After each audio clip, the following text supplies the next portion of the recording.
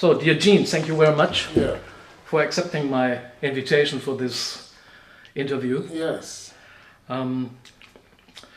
Well, you started 1979 studying drums at the Berklee College of Music. That's correct. And there you became a roommate and friend with Branford Marsalis. Mm-hmm. We moved out of the dorm together. We was first in the dorm.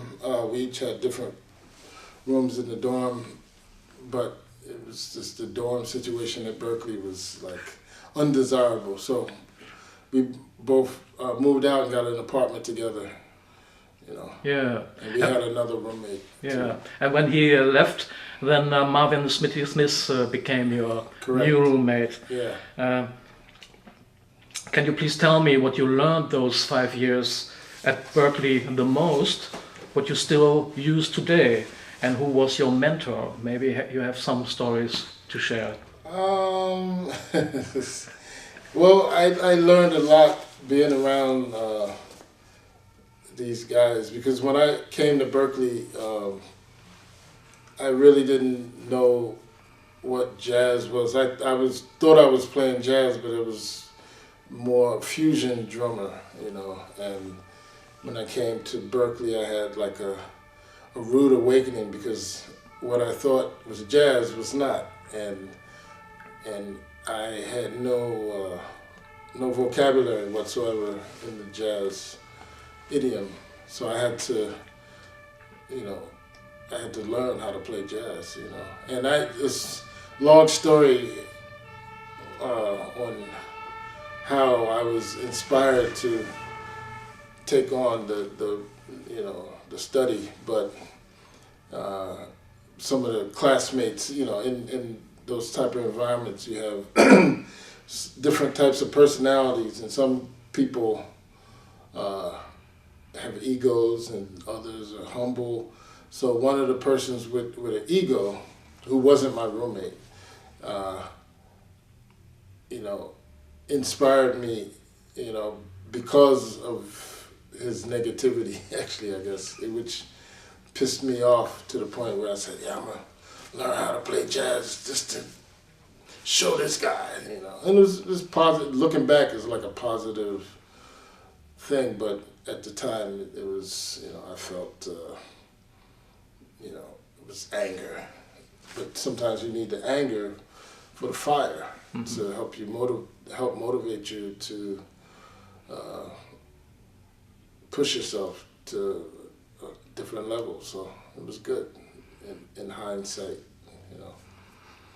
So in fact, he was your mentor in a way. In a special way, yeah.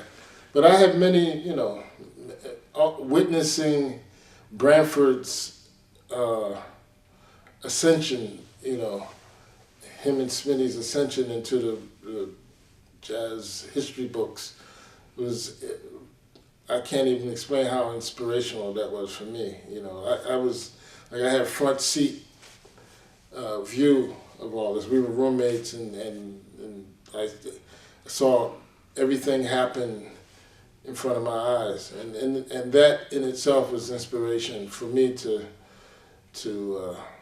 also work harder to, you know, improve my craft, you know. Yeah. So it was great timing. Yeah. You know. But can you also tell me what, especially you learned at the Berklee School of Music, what still is also essential for you today, while you stay of course many years away, and you became a professional musician, and you play a lot. Maybe there is something. I mean, the core of my beginnings is from that period, and one thing is, you know, all of the great musicians that I happened to go to school with at that time are like family to me. So their achievement is inspirational for me, and it always gives me hope, you know, and I'm just proud too, you know. So as far as music is concerned, it just opened me up to listening to a lot of different music. When I was at Berklee, I was lucky to see Tony Williams. He did several clinics that I happened to see, and he always said, listen to as much music as possible. And that has been how I live my life. I listen to a lot of different types of music, and I find that all of it is necessary for me to grow in the way that I dream of growing. I want to be a musician, not just a jazz musician, but a good musician, and also a good human being. It's all connected. It's not about, one is one thing and the other is something else. But I'm striving to be a better musician and a better human being, Okay. Together. Yeah. And do you want to share some roommate stories, maybe? Well, several times when Branford started to become, in demand, sometimes I would I'd get a phone call at the apartment, and I'd pick up, and it'd be like Clark Terry or Bill Easley, certain names that were legends to me, and these people were calling the house, and that was amazing. Terri Lynn Carrington used to come by. Yeah, so that's another. So Terri Lynn used to come by the apartment, and we became friends, and I always showed her respect because she deserved it, and I was working with her father from time to time, but Terri Lynn is the person who recommended me to Herbie Hancock and Shorter Quartet. So I think, because we had a mutual respect for each other, that when it came to, when she had to recommend somebody, my name was on the list, so I'm forever grateful for that. And that happened in that apartment, started in that apartment. And yeah, many stories, but it's it's hard to reflect on all the details of. I might get certain stories mixed up, so yeah. But you can imagine, Great. Yeah. Yeah. And then, stuff like, for instance, when. So one thing in particular, sometimes certain elite musicians would come by to hang with Branford, and I hear them talking about different musicians that they felt weren't, their jazz playing wasn't on a certain level, or I would hear them complain about certain things that these musicians would do. And I heard those things, and they set with me in such a way that in my playing, I tried to not have someone say those type of things about me. So because of the things I heard there, it made me more sensitive about my own playing and when I play with other people. So a lot of positive things I learned in that situation. Okay. Yeah. Well, you just told me you lived for a long time in Brooklyn, and you still have a place there where you can come. And you also live for most of the time in Tokyo. Yes. Of course, this is a far away place. Yeah. Even for us here in Groningen. Yeah. Can you please tell me what you love to be a Brooklyn citizen, and also what you love to be a Tokyo citizen, and maybe what you don't like so much? Yeah, well, New York is New York, and that's the place, the beginnings of my career, and it's a special place. But after a while, New York is changing in such a way that it's becoming impossible for people to survive.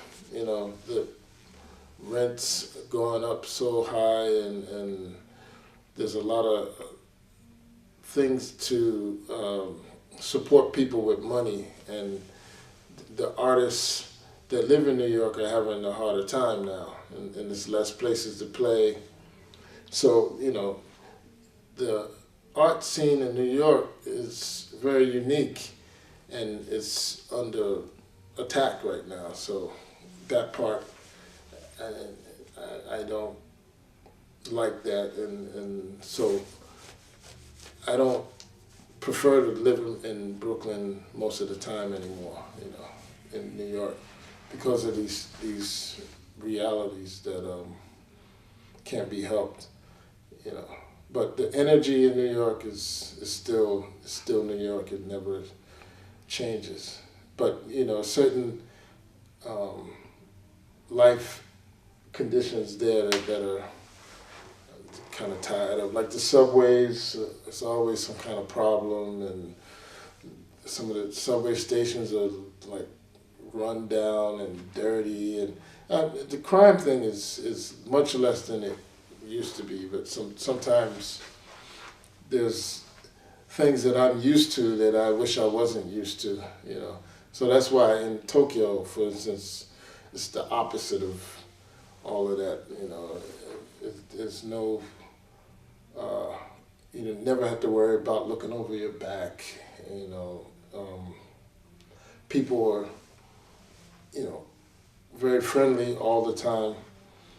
And the only thing in Japan is earthquakes. You have to worry about earthquakes, but I guess no matter where you go, it's something that you have to worry about. So, yeah. But musically in Japan, I have a lot to work with. It's a lot of great musicians there, high level musicians. It's it's a jazz country.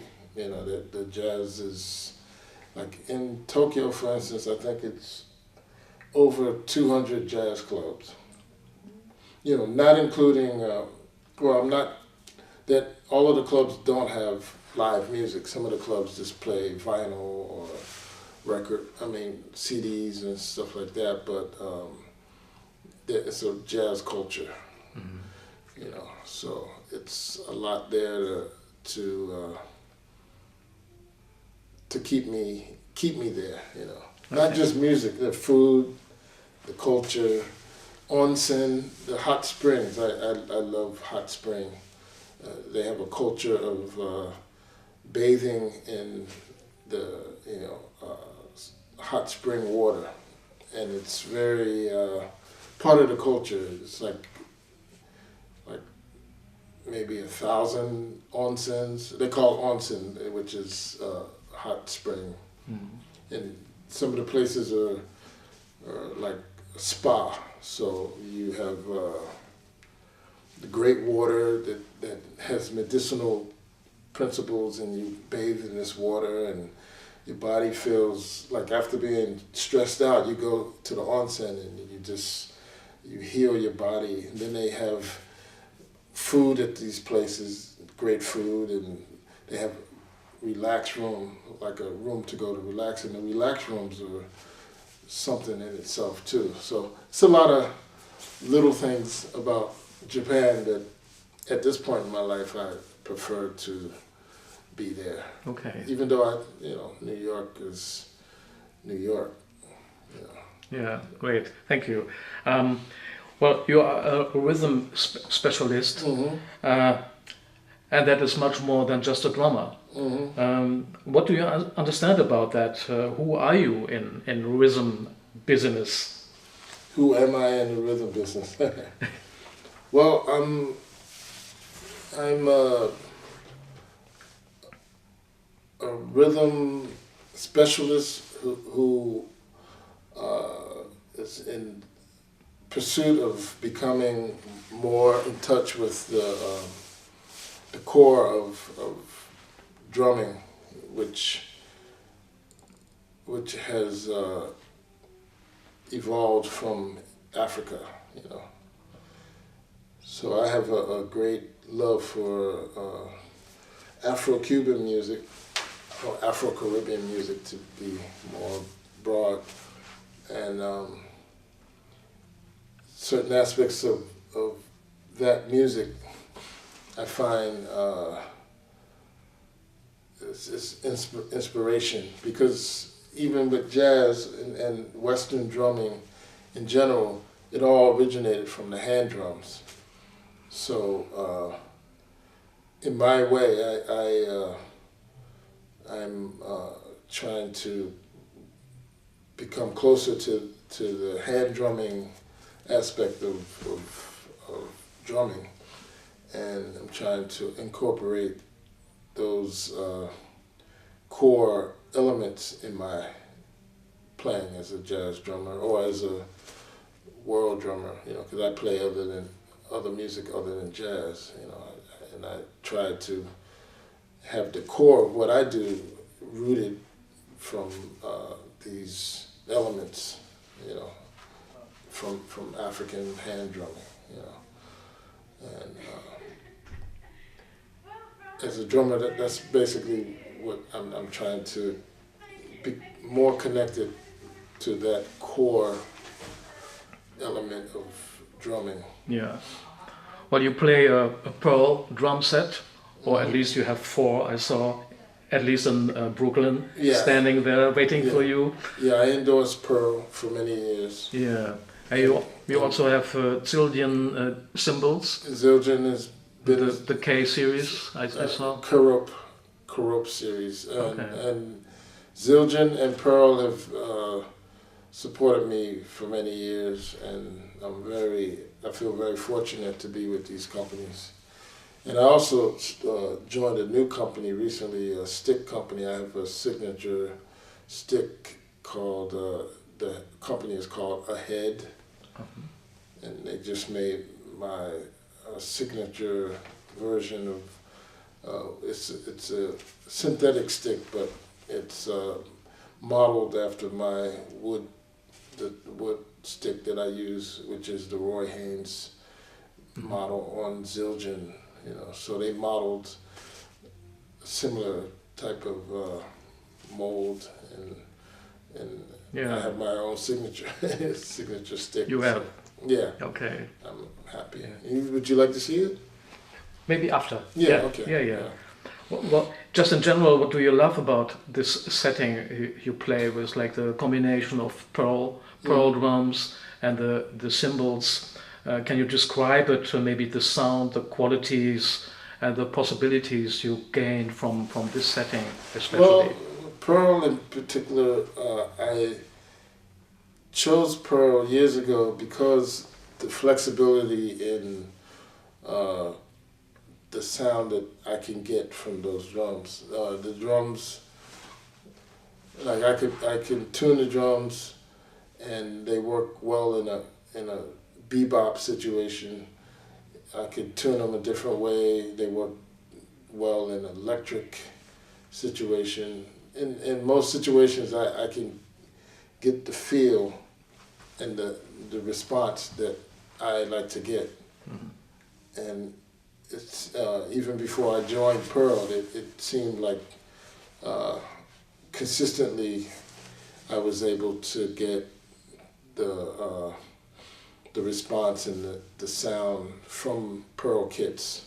So I like Pearl because they're flexible. Zildjian, I've been with Zildjian for many years, and you know, Zildjian is the first cymbal company in America, you know, that from Turkey, and a lot of the old recordings, you know, Art Blakey and Tony and Max, and they're playing Zildjian. So when I was younger, that sound I wanted to have. So before a lot of these other companies came to the U.S., like Bosphorus and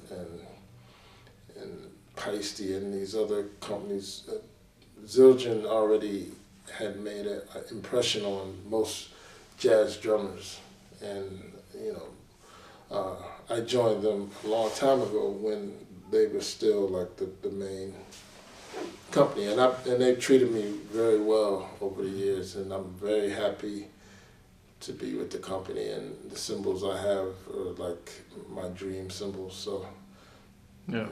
so the combination of pearl, Zildjian, and a head, which is my new company. I'm very happy, so Okay. I have no excuses. Great. Well, on your website, I saw that you also use a set of cowbells. Oh, yeah. At least 3, I thought I saw. No, I only use one on the bass drum.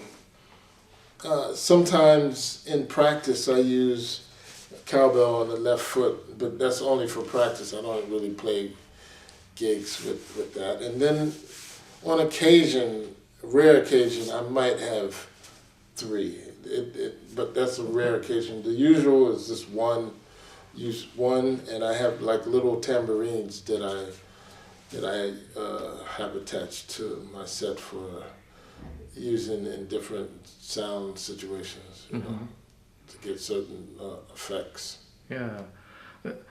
Can you describe a little bit for me the magic for you of playing with cowbells? I mean, it's a totally different sound than the drum setting and the cymbals. Yeah, so like I said, I'm trying to become more attached to the origin of modern drumming, which stems from African drums, and cowbell has always been a big part of the ethnic music, and also the Afro-Caribbean music that I love. Cowbell is a big part of that music too. The sounds that you hear, this usually cowbell is in there. Yeah. So I love the cowbell. I love how it can function in the sound spectrum that I have of the toms and the side of the drum and the cymbals, and the cowbell has a place right in the middle that I love that it's there, and that I can go there when I want to create a certain soundscape. Okay, yeah, thank you. Well, as a band leader, you recorded and produced, I think last year, your new CD, Power of Love, with Gabriel Guerrero and Carlo de Rosa. Yeah. And the trio is called New Yorks. It's written a little bit crazy. That's on purpose. I, just to try to be different. And you are.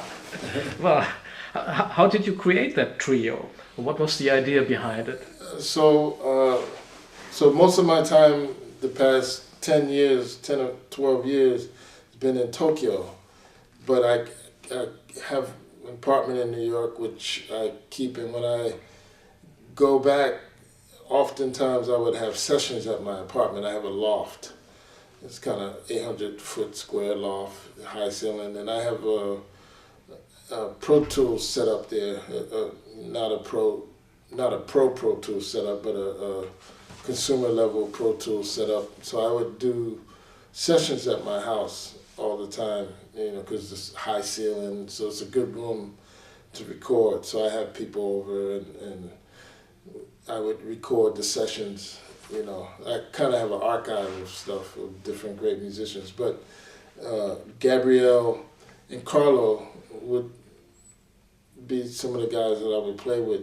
In the later years, it was more Gabrielle and Carlo and a few other musicians who conveniently lived near where I lived in Brooklyn. Gabrielle was living in Queens at the time, but Carlo also lives in my neighborhood. So we would get together on occasion and play, and I record it at the place. And I felt that playing with Gabrielle in particular was like, Gabrielle was like one of my dream piano players, because he's a great jazz player, but he's also he's from Colombia, so, I have a great love for Afro-Caribbean music, and he's Latino, so he has all the things that I'm interested in musically, on a high level. And he's a great writer, great person, great pianist. And then Carlo is such a, his thinking is similar. Like we're of a generation of musicians who were open-minded in terms of the music that we play. We're jazz musicians, but we also, we're creative artists who we don't look down on other types of music that before, like a jazz purist person would kind of like, that music is, it's not like that. We have a respect for many different styles of music that's not jazz, and we want to play it, and we have no gripes whatsoever. So Carlo is that type of musician too. So we connect, I think, on that level, musical level. It's great playing with him. Yeah. Great guy. Well, the title is Power of Love. What is the message you want to share? Well, the message, so also the symbol on my CD, that's an African symbol which represents the power of love, from, I think it's from Ghana, or maybe, I forget the exact area. I should know this, but but anyway, the world right now, the stuff that's, you look at the news every day and it's just depressing, So, I think more than any other time we need more love in the world, because there's a lot of bad stuff going on. So, I mean, there's always been bad stuff going on, but now it's I don't know. So, the power of love. Yeah. Well, because of that, I came to a song of Stevie Wonder from his album Songs in the Key of Life. The first song is called Love's in Need of Love Today. I had to think about that. What do you think about his statement? I think it's a little bit a common statement, right? Yeah. I think that, people, they don't even, it seems like people don't even consider love as a thing in their life to cherish, It's not even, it seems to be not even an option in terms of the way, the behavior of people in general nowadays. It's like love is not even on the table, It's like a forgotten possibility, forgotten dream or whatever. And I think Stevie's statement, love is in need of love, it's really, really true, But, I saw something, I forgot where it was, but even the people that appear to be not loving from my perspective, the things that they cling to, which from my perspective is negative, but for them it's love. They have a love for things that are not love for me. So there's always this dual thing in existence, which goes down to the cellular level. You have proton, neutrons, and even the smaller particles in that. You have these the opposing. They need to coexist for for one to exist. The other has to be there. So you know, I hope I'm on the right side, you know. So anyway. Yeah, thank you. Well, in 1991, after recommended by Terri Lynn Carrington, you said it already, you did a tour with Herbie Hancock, and you started a 9 years ongoing collaboration with him. Yeah, so the first tour was actually Herbie Hancock, Wayne Shorter Quartet. Yeah. So it wasn't just Herbie, it was... Yeah, it was also Wayne, yeah, okay. Two of my heroes, you know. Yeah. How did it felt for you that you could enter that magical circle in a way? And what is the most important impact for you this period with Herbie had on you? What did you learn from him and that period? Yeah, so for me, it was like a dream, just like a reoccurring dream that I had to always check. Like, is this really happening? You know, first with Wayne and Herbie, and Wayne called me first. Terri Lynn Carrington, I think, gave Wayne Shorter my info, and she gave Wayne my name, and around that time, Terri Lynn and Greg Osby were ex-roommates, so she contacted Greg for my information, and Greg contacted me. Greg said that Wayne called him first for my information.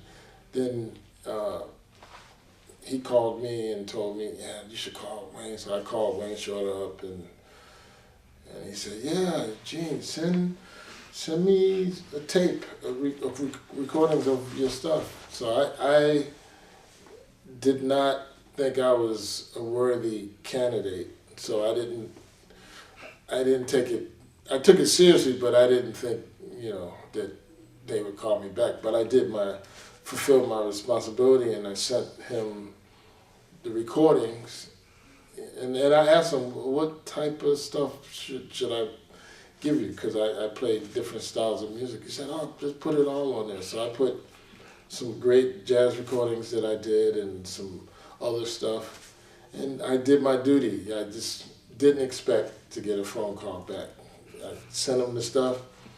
About 2 weeks later, on my answering machine, it was, hey, Gene, this is Wayne, and I got the tape, and I like what I hear. Come out to rehearsals in LA in 2 weeks, blah, blah, blah. And I was like, what?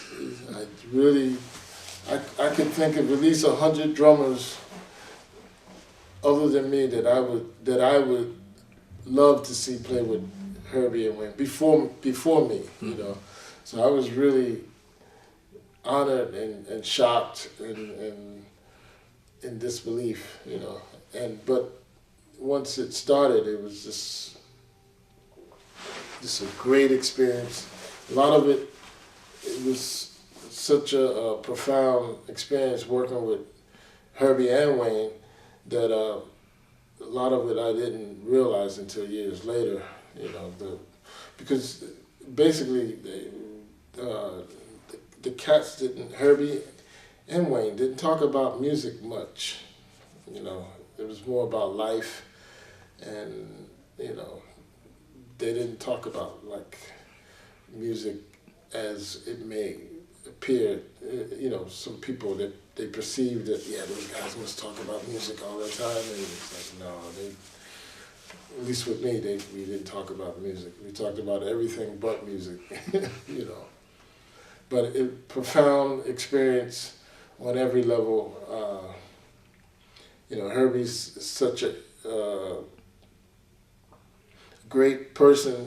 He's not perfect like most of us, but in the areas where he's strong, he's a great role model. In a lot of ways, just his music, his attitude, his ability to be humble and learn from anybody. He doesn't look down on people. He's constantly trying to do something, some kind of music, and he's active all the time doing music, and now he's in the diplomatic channels, you know, doing stuff for the Jazz Day, International Jazz Day, a lot of stuff, you know. So he's a great person, you know, and also with Herbie, I'm a technology geek, you know, I'm a technology freak. I have all kinds of gadgets. I'm a computer. I built my own Hackintosh. The Hackintosh. Yeah, you know, and we used to always talk about technology all the time, and I used to try to compete with Herbie with gadgets, and we'd go on the road and buy this, but you know, I couldn't compete with Herbie. He's like, you know, but anyway, we had that in common, so we would talk about technology and this and that, and you know, but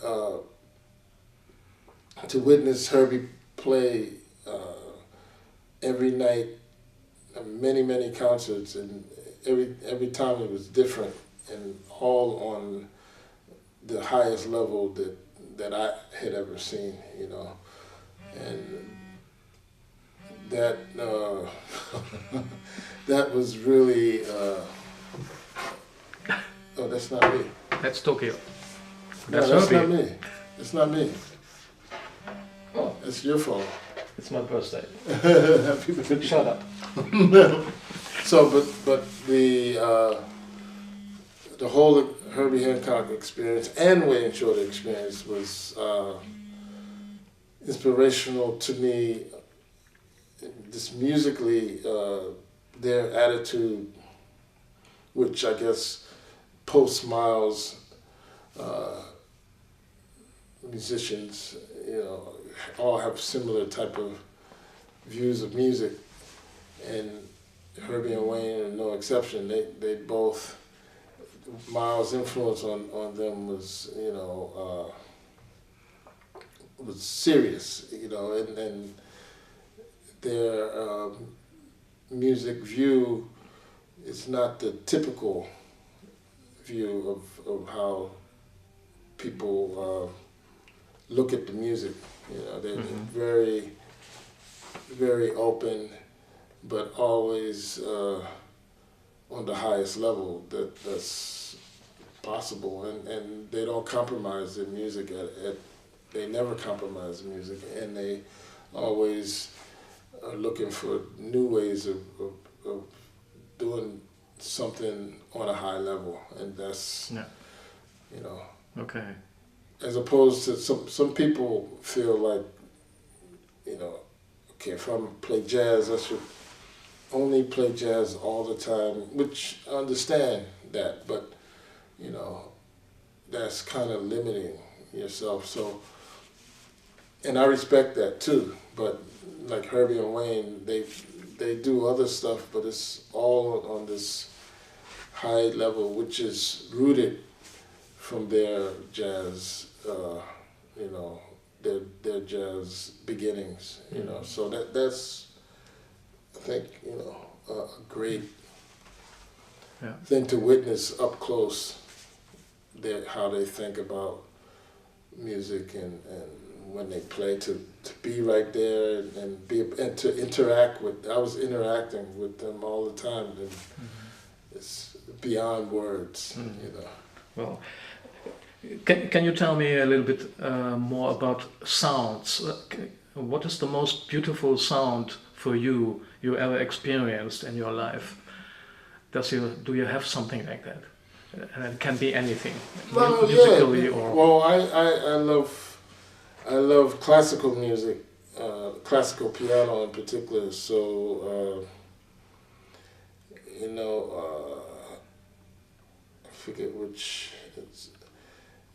I really love this pianist, this Chinese pianist that's popular now, named Yujia Wang. She's a great classical pianist, and I heard her perform this Prokofiev piece. I think it's Symphony number 2 or 3 or what, I forget which one, but it's it was some passage that's in the music, and it hit me a certain kind of way, and to the point where I realized that classical piano or classical music I need in my life as much as I need anything else. It's just, and it's not, I don't see it as being separate like jazz, classical, whatever. It's the music or the nourishment that I need as an artist to grow, and so a lot of beautiful music in the world, but there's a lot of recently a lot of classical inspiration, classical music, 20th century classical inspiration. And Chopin, I'm beginning, past few years, I'm beginning to really have profound respect for Chopin and these amazing composers, like I hear these pieces and it's like, no way I can, as a human and as an artist, how can I not hear this and not have this as a part of my life? It's really, it's really, Well, coming back to your music and your musical situation, you also are a member of the New York Standards Quartet. Yes. And there you're also the rhythm specialist, of course, together with Tim Armacost, Dave Berkman, and Ugonna Ukegwo. But the most interesting thing is you all have a very strong connection with Japan in common. And on the last album, Heaven Steps to 7 from 2018. Which is my title, by the way. Really? Well, the album design is also related very strongly to Japan, yes, right? Yes. Yeah. Can you tell me how much influence had and has the Japanese culture on your band, on this band in particular, and its music? Well, the band was formed originally because I was going there to be with my wife, now wife. She wasn't my wife in the beginning, but I was going there a lot. Dave's wife is Japanese too. He was going back and forth there. And Tim, his father used to be ambassador to Japan, and Tim went to international school, I think, or he went to school there as a kid, and he also has, not a family, but he lives with, when he's there, he lives with a Japanese family that he's been very close with since he was a kid. So, and in Japan, we actually have the original bass player was Yosuke Inoue, and then the next bassist is Daiki Yasukawa, and Daiki is the main bass player other than Ugonna. Ugonna, when we're in Japan or in Asia, is Daiki.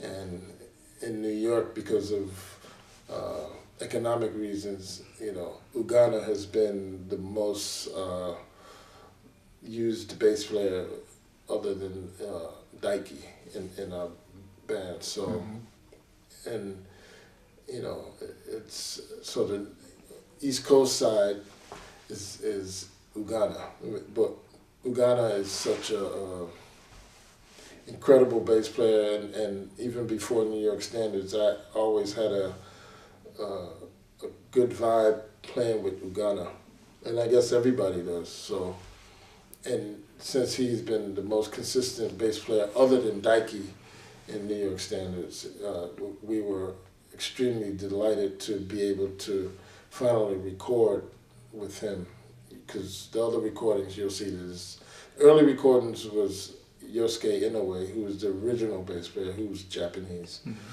Then Daiki replaced him, and if you check the other records, it's Daiki on most of those. And then this one, the latest one is the one that we finally was able to record with Uganda, who's been the bass player when we play in the States and Europe, you know.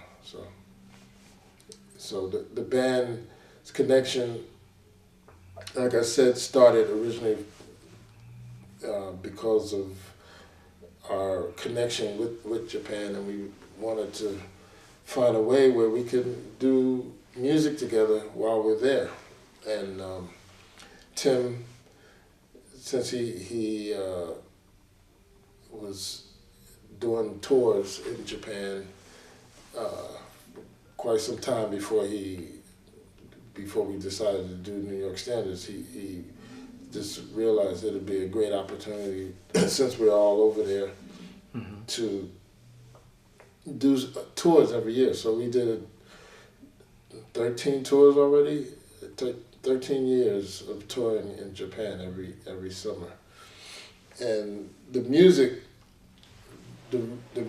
way the music has been affected by our Japan connection comes from the fact that in Japan you have to have some kind of theme, you know, some kind of theme for your group.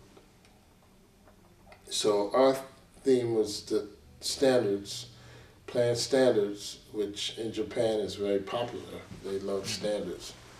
But we do the standards in different ways that, you know, is a little bit unconventional. And like they have on the steps to 7. Yeah, that's us, you know. So, and we have fun, you know, because standards are very important, and there's a lot of possibilities in playing standards that that's a little different from the typical approach to the standards. So we like to experiment, and we have a lot of fun. We've had a lot of fun over the years creating different, versions of these popular standards, and it's just a great band. Even though sometimes we only play once a year or do a tour once a year, even though we don't play together all the time, whenever we get together, it feels like we never had time in between us. You know, it feels like we've been constantly together. So we have this bond, and also it was my suggestion that the music nowadays, a lot of bands break up. They don't have the concept of sticking together. Everybody has their personal things that they want to do, and so they don't commit to a group. And for me, I realized one time I was driving my car in New York, and I was listening to WBGO's, the jazz station there, and the Modern Jazz Quartet came on. And when I heard the music where their communication with each other was on such a level that can only be achieved by being together a long time, it made it clear to me that it's something that when we get an opportunity, we should try to preserve that, you know, sticking together, because it's totally different. It could be a band of the top guys and, the top guys on the scene, but if they haven't played together for years, there's some telepathy or communication that it's almost impossible to get. And with guys that have been together, there's a magic and there's a dialogue that's very unique, and it's very it's important to preserve. So I'm glad that when I voiced my opinion about this, that the guys agreed, and we decided to commit to this band, because it's difficult to keep a band together. You know, it's a lot of challenges, but we've managed to keep it going somehow, and I hope we continue to cherish the benefits of staying together as a group, you know. So Yeah. Then I have a question about beauty. Beauty? Yeah. Okay. How do you understand beauty yourself? What is beautiful for you? So beauty,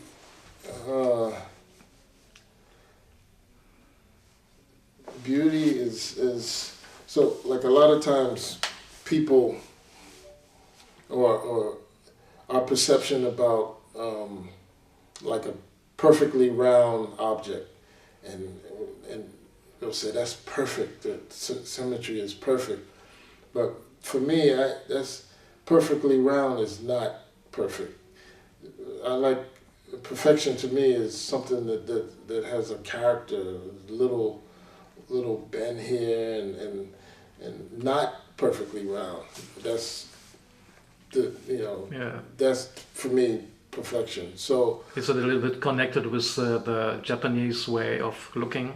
I don't know. I don't know if it came wabi-sabi. from, I don't know if it is from that, but it's maybe similar.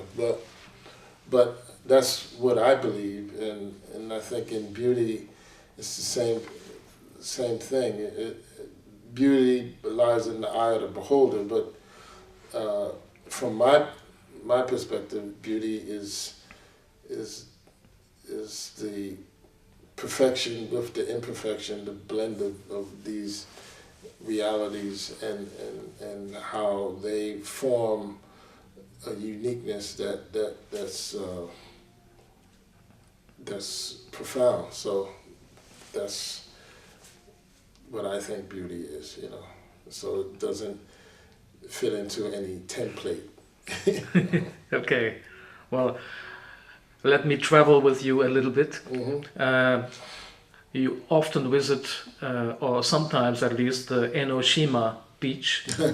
Yeah. Where How do you know this? I have to know it. Well, there you also have a beautiful view on the Mount Fuji. Yes, yes. Can you please describe me your experiences there? You had the magic of this place for you.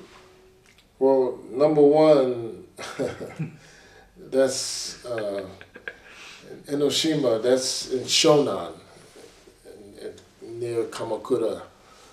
And that area, it's almost like California, you know. It's near the big city of Tokyo, but it's a lot of surfers there. It's a surf haven. It's the people that live there live a little bit slower than the people in Tokyo, more laid back. But then the visual thing there is from Enoshima. So there's a spa there called Eno Spa on Enoshima Island, and me and my wife go there, and it's an onsen, another onsen. So they have one of the onsen pools that you could be in together. The view of Mount Fuji on some days is startling. You know, it's unbelievable, and you can't take pictures. No picture taking there, but it's like out of a dream. And you know, one of my hobbies is photography, so I've taken maybe 1,000, more than 1,000 pictures of Mount Fuji from different views. And one of my favorite views is from, there's a bridge that goes, that you have to walk on to get to Enoshima Island. And sometimes I take some shots of Mount Fuji when it's clear from there, and I have some great shots of that Mount Fuji from there. Also, some of the beaches there, it's a really beautiful, like it really looks like Asia, you know, like in the West, like the view of the Far East is, you see this, like my daughter came for the first time a few years ago, and we went almost straight from the airport to Enoshima, and she was blown away. So. Yeah, so it has to be a magical point for you. Yeah. Yeah. But since I live in Japan, there's many places like that, you know. I wish I could just say it's only there, but it's so many magical places in that place in Japan that's the beauty is just beyond belief, you know. And okay. You know. Yeah. Well, let's come back a little bit more to the rhythm. How do you understand time? And it's also related to how you use maybe the right symbol. You know, how do you combine your feeling of time to your instrument? And well, over the years, I've learned from some of the elders and some of my teachers in the past that that in jazz in particular, the ride cymbal is like the signature of the jazz musician. You hear Elvin or Tony Williams or Max or any of the legends, you hear their ride cymbal, and right away you know who the person is. But with knowing that, I was taught that you need to develop a relationship with the ride cymbal. And that means taking the ride cymbal away from the drum set and sitting long periods of time just playing a basic pattern on that ride cymbal. And in doing that, you get a different perspective of the time and of the feel. And it's a thing that over the years it becomes even more profound and clear with regards to the time. And the time is like it's flexible, and but it's wide and it's deep, and there's many possibilities within time, and it's unlimited. So you know, the more I play over the years, I learn to respect the time and learn how to explore other areas of the time that you don't see in the beginning, or you don't feel in the beginning, and these new areas, which is unlimited areas, are places that are very special for the drummer, and you know, for anybody who plays music, but especially for the drummer, because you know the rhythm lies within the time, and seeing that the possibilities are endless, and trying to access that endless possibility is a great challenge, which is something to keep me interested in playing forever. You know, I can't imagine getting to a point where I'm not inspired, because it's just time in itself is an area which there's so many unexplored possibilities, and it's just extremely interesting to think about what's possible, and also to feel that when we're playing, we feel that, you know, that time, and so I feel this thing, and it's inspiring, you know, the stuff that I haven't can't play or haven't played yet. Just the thought of it is. Oh yeah, yeah. Well, I have a last question, and just for 2 minutes, what is the biggest pleasure for you to be a musician? So the biggest pleasure for me is so I'm not a Christian. I'm not religious. I grew up in a Christian church, but I think religion is personal, and I think that what people call God or whatever, I think as a musician, and all humans are we're always connected to that. We're never separated from that. So one thing with religion, a lot of religions, you have to have an intermediary, and so people feel like that we're here and God is there. So I believe we're always connected to God. We never have not been connected. We're always connected. We're part of this. And with music and creating,